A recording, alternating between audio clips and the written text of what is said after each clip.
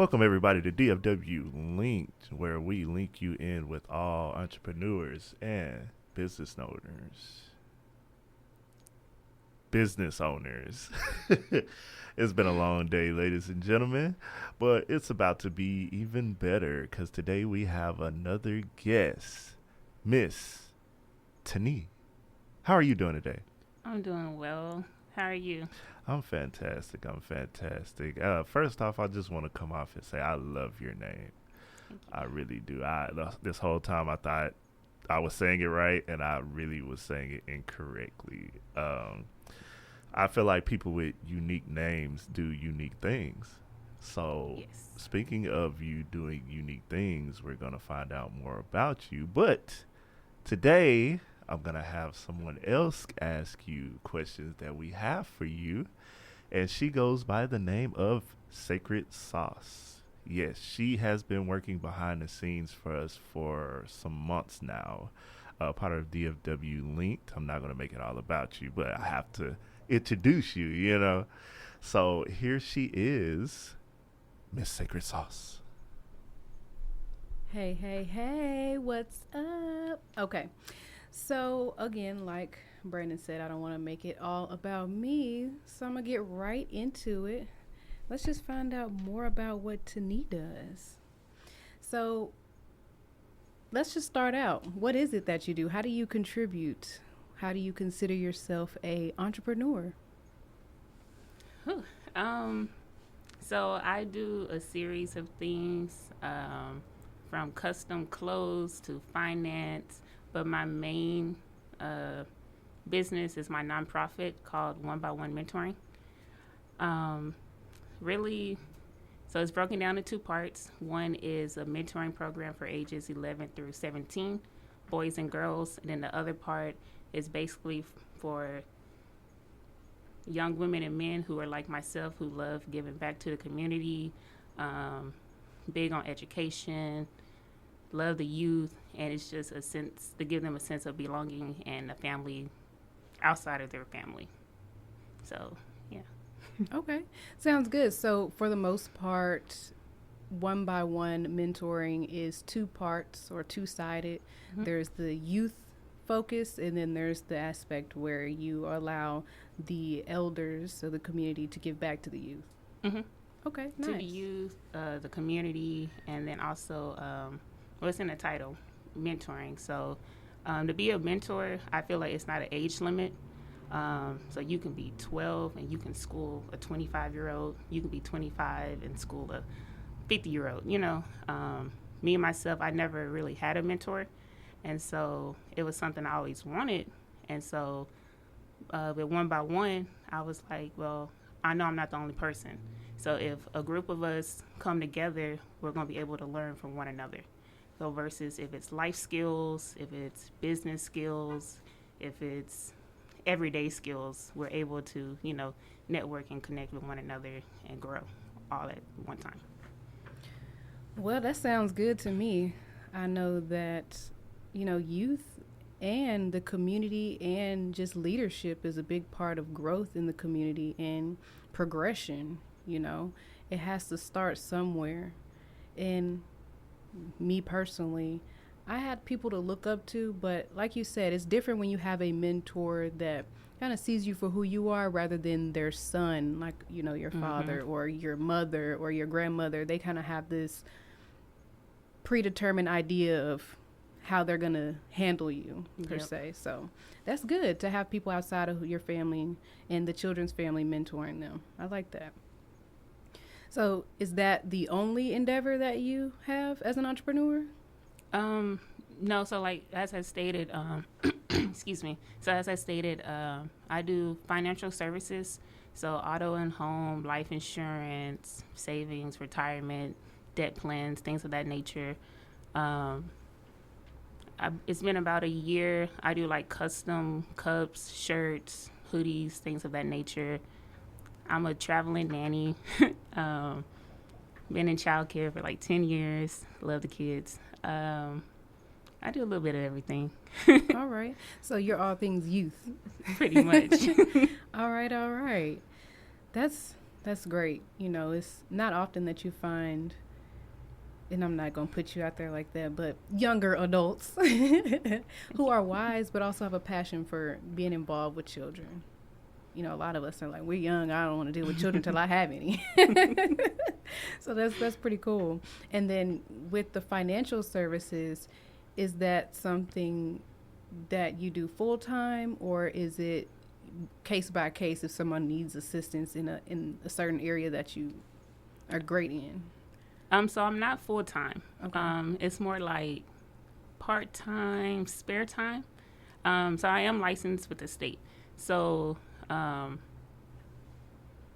it's more of I can pick up a client or a family or help a friend, and then my earnings I get from that, I'm able to contribute it to my community or my nonprofit, or do sponsorships for the youth that want to be in it. And, you know, for some reason their parents are like, it's not the right time, or I don't have the financial needs, like, well, not needs, but the financial capability to put my child in it. So I'm like, well, okay, well, I can definitely sponsor your child for this year or help you out. So with finance, my finance business is really just a stepping stone to fund my baby, my nonprofit. Okay. So yeah. Okay, so everything goes back into one by one. I like that. That clearly shows your focus and your dedication to what it is you do. And, you know, everything comes full 360, so that's great. Where did the idea to create a nonprofit come from? So when I was in college, I attended Langston University out in Oklahoma. It's the only HBCU out there, by the way. My sophomore year, I was going through it, like, mentally. Like, I thought the world was ending. And I joined this organization called Women of Purpose. And it's basically a group of women serving their community and finding their purpose. And like I said, in college, I felt lost. And so I joined the organization. They were big on being servant leaders. And basically giving them my time, I was like, this is pretty dope, you know? And I was like, I would love to see this back home. So my junior year, I sat with my advisor at the time asking her, you know, how did you start this organization on campus? You know, is it the same doing it off campus? And she was telling me everything she did, and I was like, okay. So I would be in my dorm room just jotting down my ideas and what I wanted to do. And I was like, okay, I'm going to call it this. I'm going to do this. It's going to look like this and all of that. And I ended up graduating in 2018 in December, came home June of 2019, and I, talked to my family, and I was like, this is what I want to do. And they were like, at first, you know, oh, you crazy girl, like, ain't no way you gonna do this. And I'm like, but my heart is telling me I want to do this, because within that time frame, I did a lot of soul searching, and I started rekindling my relationship with God, and I was just like, I'm ready for you to use me. And I feel like my purpose is to be a servant leader. I don't know how exactly I'm going to do it. And OBO was just on the back of my brain. And I was like, well, this has been an idea turned into a dream. And then I saw the vision, and I was just like, it's time. So, like I said, came home, told my family. It was some yays, some nays. And then I was like, well, I'm still going to do it. And I started off as a organization. And the first year, we only had like 5 people. And I was like, well, it's just us, you guys. What we gonna do? And I had one girl, she was like, well, I think the homeless, they need, you know, a spotlight. We need to talk to them, help them out. And then it was, what about the kids? You know, Christmas, the holidays. There's a lot of kids who can't celebrate. And then it was like community cleanups. We started growing. And then we went from 5 people to 15, then 20, and now we're like at 35 plus, and it's just been growing since. And it just started off as an idea and a passion. Well, that is amazing. I'm almost at a loss for words. So while we process and digest all of that greatness and how you began and how it started, we're going to go ahead and go to a commercial break, and we'll be back to ask you some more questions.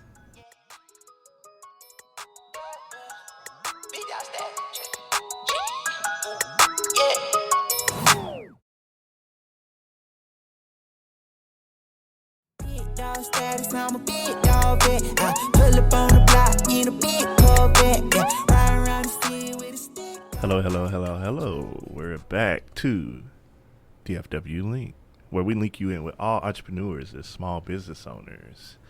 And today, we still have Miss Tonee here with us. But anywho, this interview is going very, very well. We are learning a lot about her nonprofit organization and also the finance part of her entrepreneurship. We have plenty more questions here. Miss Sacred Sauce will continue to ask her. So I'm going to hand it over to Miss Sacred Sauce. All right, and we are back. Man, so you answered those questions pretty well. It's almost like you practiced for this interview. I'm going to try to throw you off. So going back to your entrepreneurship, I just really want to touch on the fact that you had an idea and you put it on paper. That's something that a lot of people choose to not believe in. They're like, oh, I had this idea, I'm just gonna leave it in my head and I'll come back to it. With everything that's going on in the world, it's like you have to write things on paper. You'll pass up some good ideas not doing it. So I just really want to touch on the fact that you had an idea, you put it on paper, and then you also said you dreamt it. You have to envision yourself in that space, and like you said, you found your place and your connection to God and your purpose. And when you do that, it's almost like you're being worked through. It's not too much to think about. Did anybody tell you to go put it on paper, or did you just know, like you had to do that? No, I just knew. You just knew? Honestly, so me and technology don't get along. So I Me and you both. I don't type in my phone, laptops, anything of that nature. I've always been the paper and pen type girl. But I actually carry a journal around, and a journal big enough to fit in my purse or to carry around, like a wallet. And throughout the day, so growing up, my dad has always told me, like, quote unquote, like I was crazy because I've always had visions or dreams. He calls me a dreamer. And I was like, oh, well, one day I'm going to do this, or this is going to happen. I can see this. I want to do this. And he'd be like, girl, you crazy. Like, go read a book. I had a very vivid imagination. And my grandmother, she used to tell me, write your dreams down. That way you can always come back to them, circle around. And so that's how the writing in the journal became a thing. And so with OBO, like I said, in college, on my spare time, I would just write down in my journal, be like, okay, by this year, I want this. Or one day I want to have a building, or I want to have a youth center, or I want to change the world, And then I would just break it down piece by piece. So how can you change the world? And I'm like, really? It can take one person, or it can take a group. And I was like, but either way, one by one, we were able to impact someone. And that's how the name came about. I'm like, all it takes is one, and one by one, we can change the world. And like I said, I carry my journal around every day, and I read it every day. I add to it every day, and it also keeps me accountable. So, like, if I don't make my dreams come true, I can only be upset at myself. So I hold myself to a very high standard. And one thing I don't ever want to do is fail or feel like a failure. So I'm like, well, hold myself accountable, make my dreams happen. And now that I have a group of people, they hold me accountable too. And I see my nonprofit, it's bigger than myself. And I'm like, I'm not doing this for me. I'm doing it for others. And it really just keeps me going. So it's like you profit or you're nurtured off the fruits of your labor. Mm-hmm. Okay. That's actually my next question.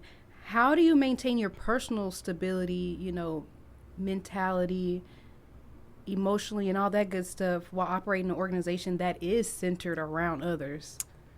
So at the beginning, it was very difficult. So like I suffered with, depression and anxiety.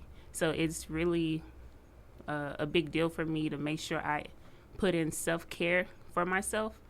Because if not, my mental health goes downhill. So some of the things I practice now is sticking to a schedule. So throughout the day, I might be like, okay, 9 to 11, I'm responding to, messages, emails, phone calls. 12 to 1, go get lunch. 2 to 3, I'm checking in on my mentees, making sure they're okay. How's school? Do you need anything? How's your mental? Or I'm listening to them, those who want to talk on the phone. Then like 4 to 5, I'm checking on my older group. I'm like, hey, how was work? What's new? What did you do? X, Y, and Z. 6 to 7, now I'm on social media, posting our events, posting, pictures, videos, advertising, Mm-hmm. And then at night, every day, I put my phone on Do Not Disturb after 9 o'clock. 9 p.m. is me time. That's when I'm able to shower, watch Netflix, do my hair, paint my nails, and I do that every day. Because at one point, I was the type to wake up, work, and work all the way until like midnight. So now I'm working 16, 18 hours a day, not being able to rest, not to eat. And when you're stressed, your body tells you start getting sick, you start getting restless. And I really had to like tune in with myself, be like, okay, this ain't it. Mm-hmm. Like, girl, go sit down. Like, go sit down, kick your feet up. And so the schedule and then setting boundaries too. Like I said, my phone gets cut off at 9 p.m. every day. So sometimes people get upset. I've been calling you. I've been texting you. Why don't you respond? And I have to tell them that's my time. My business hours are from 8 to 8. Mm-hmm. You get 12 hours. Mm-hmm. My last little 3-5 hours is for me. So, yeah, boundaries, schedule, and really just I date myself too. Going out to eat, going to the movies, just making sure I make sure I make time for myself. So that can be once a week, every other weekend, a few hours. That's about it. That is very important. It's great that you said you date yourself. Some people get turned off by that, but if you don't love and know how to nurture and appeal and, take care of yourself, make yourself feel good, how do you expect anyone else or anything else, whether that be your business or your partnerships, Mm-hmm. Your relationships or anything else to fulfill you? No, you can't real. fulfill yourself. So, going back to that mental aspect, I completely have been there before, where it's just everything's hard on you or Yes. you feel that way. And you have to transition out of that. And sometimes it goes back to just taking a look at what you need. Yeah, I get that. That's pretty big. Take a silence for that because some people, they don't know when to stop. And I can attest to that. Her phone is on Do Not Disturb at 9 o'clock. I will text and I'm like, should I still send notification anyway? Nah. And the thing about that is some people do that. And I'm like, who is this? And I'm like, it seems important, but I'm like, nah, it's 9:05. Yeah. You're 5 minutes too late. I would talk to you in the morning. Mm-hmm. And like how we talked earlier, like I'm up at 4 a.m. every day. So I'm like, should I respond now or wait until like the average person wakes up at 7 or 8? Mm-hmm. And I'm like, nah, they didn't wait for me. So I'm gonna go ahead and send this message, Mm-hmm. So like I said, boundaries, I have to stick to them and I make sure other people know my boundaries. Yeah. If not, I'll talk to you later. So what I'm hearing is there's no excuse for you to not have boundaries within your personal life and your entrepreneurial life. Correct. With Yes. technology, you can put a notification that allows people to know that you're unavailable. Yes. All right. Well, with that being known, we're going to go ahead and wrap it up for a quick commercial break, and we will see y'all later.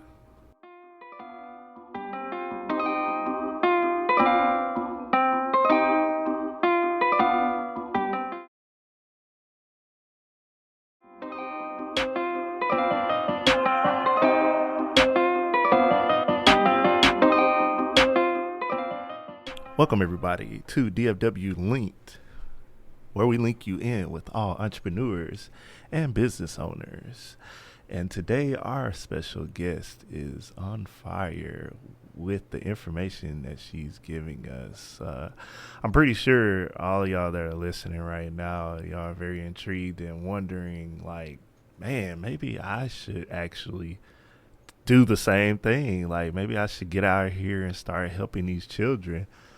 I realize a lot in our society nowadays, we see a lot, but we don't do anything about it. You know, we see homeless people out there, you know, well, why are they homeless? Oh, well, you see why they're homeless, but we're not doing anything about it. Everything involves a system, and these systems can be broken if we come together and do something about it. So I just want to take the time out and commend you for what you're doing for the community, not just the kids, because it starts with the kids and it goes further. Mm-hmm. You know, so we really appreciate what you do. Thank you. And keep it going. Don't let nobody stop you, okay? I'm trying. I will.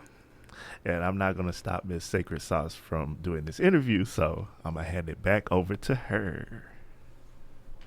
Thank you. Man, exactly what B. Riley said. You know, it's big to be that person to take the step to say we need to do something, put something in action. So with that, tell me a little bit more about what do you think the top 5 needs in the community are? Top five. That's a good one. I mean, off top, you know, funding, like money. Although money isn't everything, it can solve a lot of issues. Money, education. I feel like the education system is really going downhill. So that's important. Money, education. I would say really unity in the community. We need to all come together. Like you just stated, like we see a lot, but we don't do anything. Unity, community, and support. Support is a big factor because I wouldn't be where I am today without support. And if we get support from everyone to go to like these small businesses, you know, it helps them grow, expand. It's like a domino effect, honestly. What else? It's a tough one.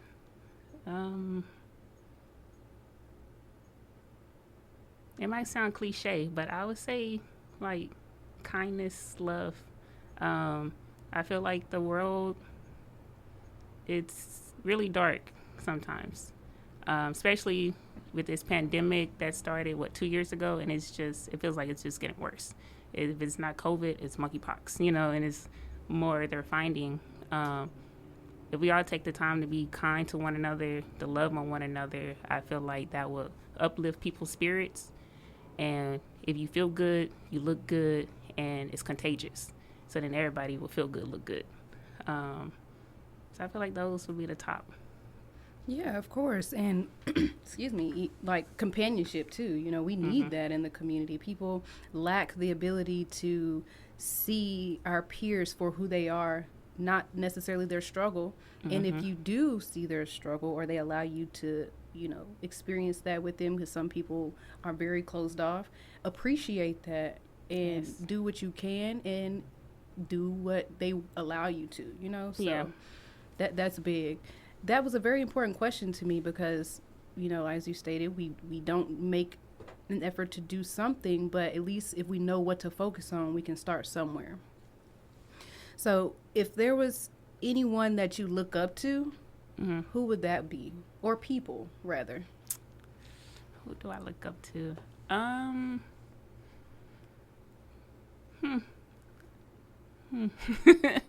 So I don't have an idol, you know, I don't idolize, you know, celebrities or anything.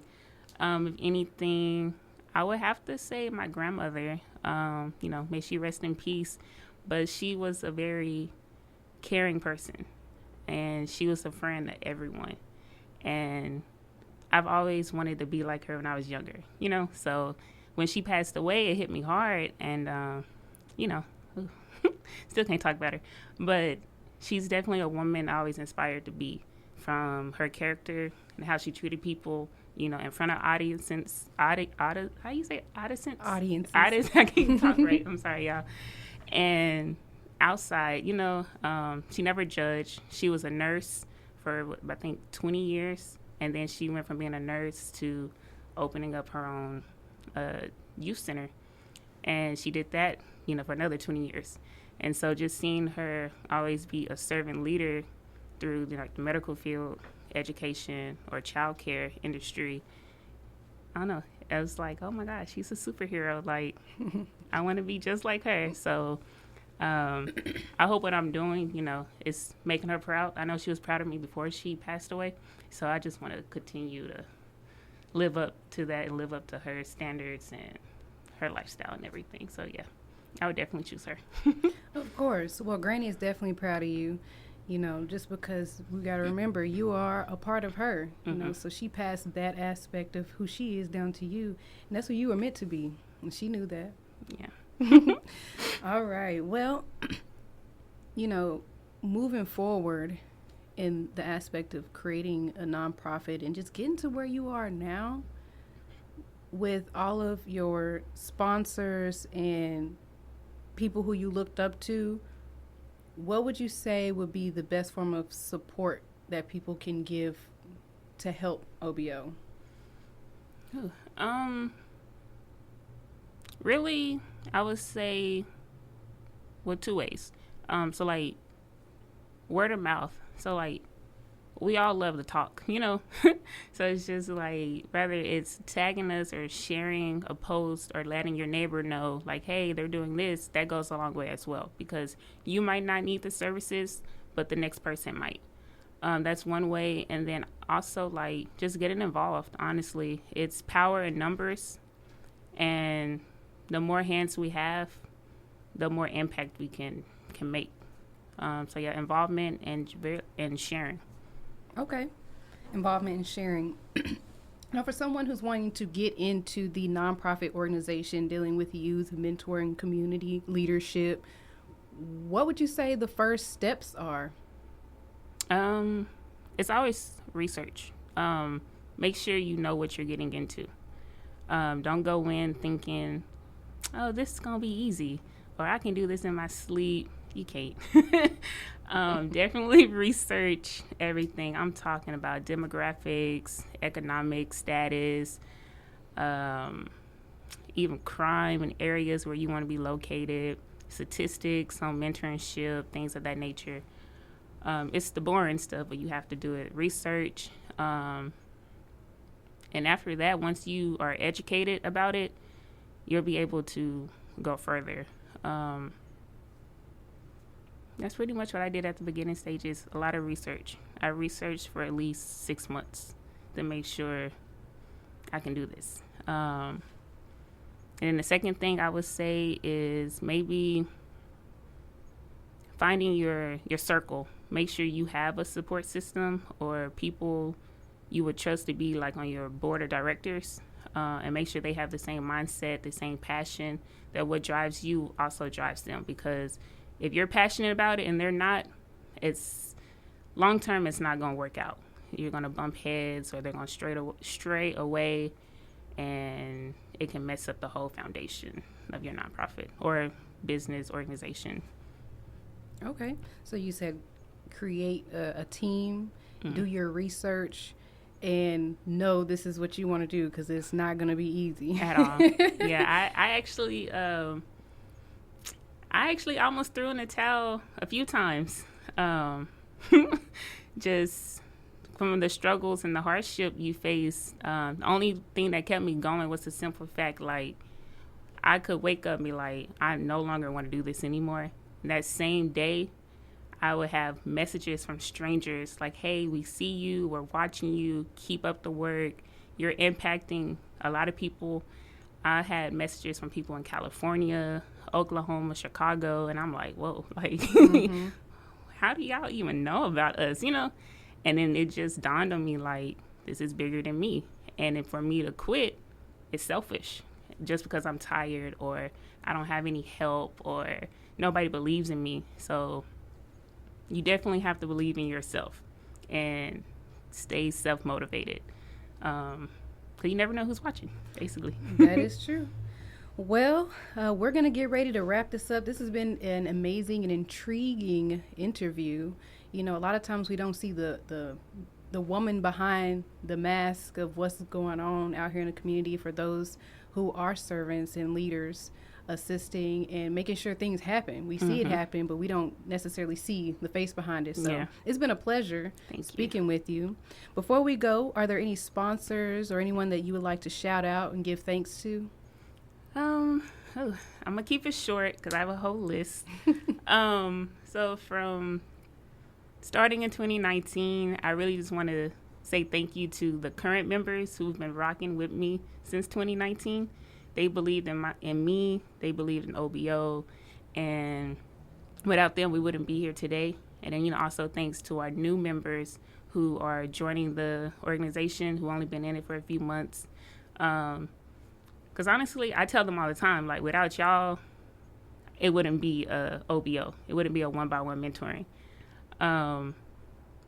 Because we've been doing everything ourselves, honestly. We haven't had any real sponsors, these past few years. So everything's just been us staying up till midnight, working hard, planning, crying, yelling, and all that stuff. But, shout out to the OBO team.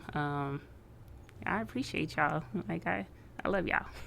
All right. Well, thank you so much for being here, Tani. Thank you for creating what you've created. I appreciate you and what your team does and the members do in the community. So thank you.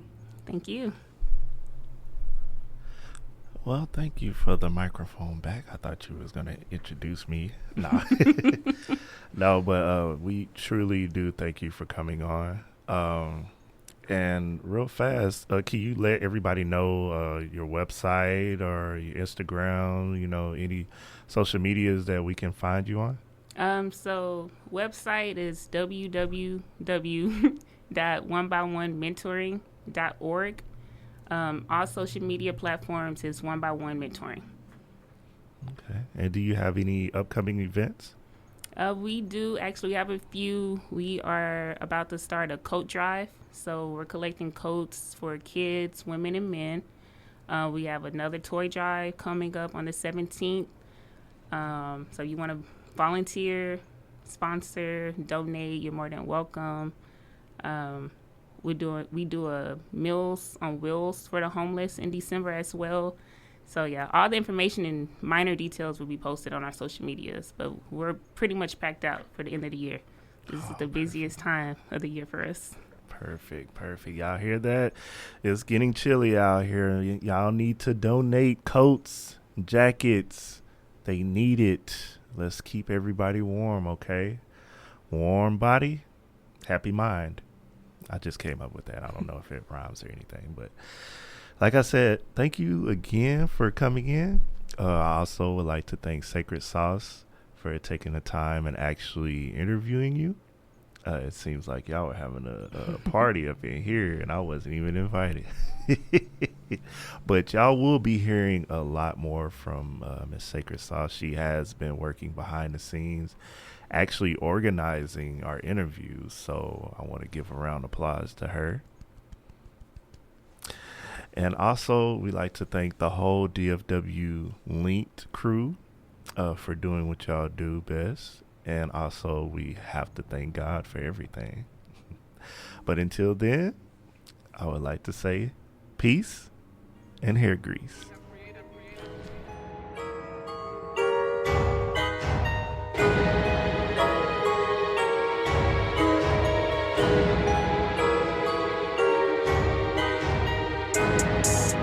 Catch me ballin' like a